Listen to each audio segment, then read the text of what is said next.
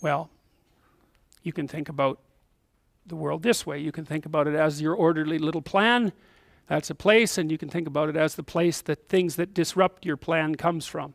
That's another place. This is a bigger place than this, because there's an endless number of things that can disrupt your plan, and only a tiny number of them that can, that will help you work it out. So part of the question then too is like, are you the friend of your plan, or are you the friend of the thing that disrupts your plan?